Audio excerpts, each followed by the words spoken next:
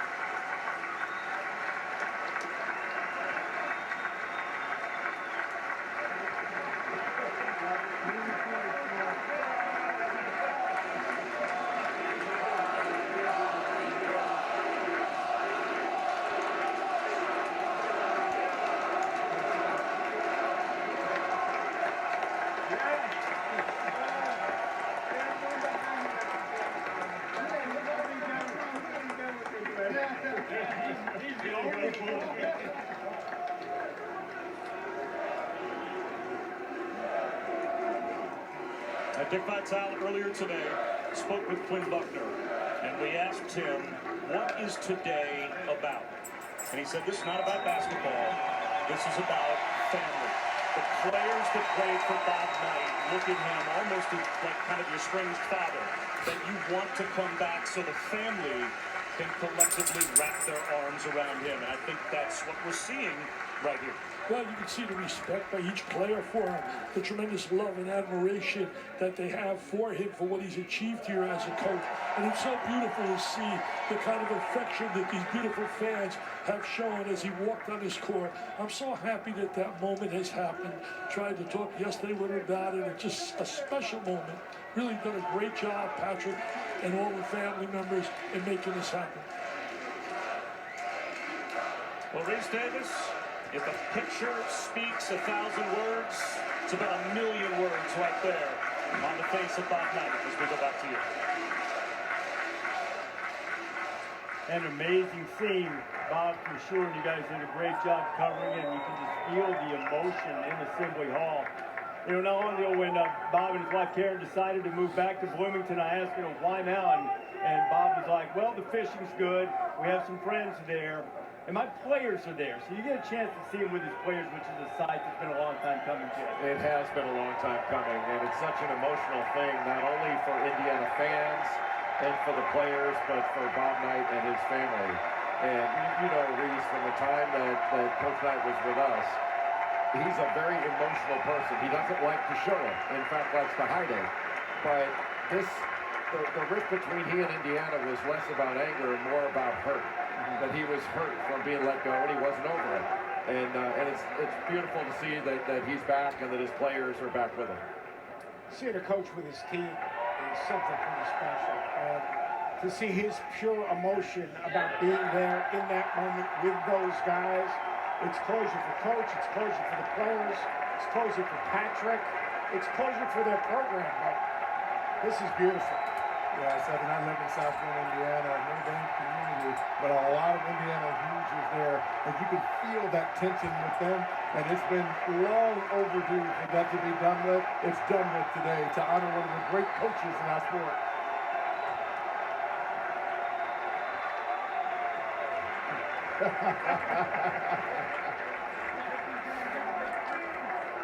His son Pat, our colleague Sage Steele, Mark Cuban, Indiana graduate. Bob still got that fire in there to get the crowd going too in Indiana. This is where he belongs. Yeah. To have this moment in time with these guys and that community. I think I know who he's talking to there. A great relationship between those two longtime friends. I tell Bob Knight.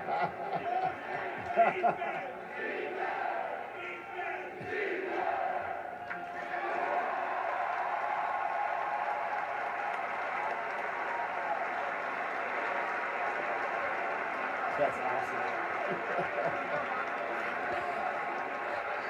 Well, you know, defense cheer now. If we can just get the 5-out motion offense going, things will be back as they should be. Don't throw the ball to the baseline. He'll get really ticked off. And don't run your offense close to the baseline either. That'll Exactly. affect it as well. Unless it's for a shot. Right. You know, there's so many people in the student section in Assembly Hall right now that were not even born when Bob Knight was the coach of Indiana, and the cultural icon that he is, and how that's been passed down to a generation of people who weren't even alive when Bob Knight was leading the Hoosiers and winning championships, and become such a revered figure that has endured despite all of that hurt. Yeah, not only bigger than life to fans of basketball, but those that played it and have coached it, that Bob Knight's influence on the game has been profound. And he said it about Henry Iba. Among the shadows that have been cast on the game, his was the longest. And I think that actually applies to Bob Knight, that there's not been a longer shadow cast over this game than Bob Knight's shadow. Think about the lives he touched, Reese. Think about the see Quinn Buckner there. It seems to me like those players are sharing this moment with him. See Bob's wife, Karen, the triumphant return to Assembly Hall. He sort of eased his way back in, showed up at a baseball game last year. He went to an Indiana State practice recently.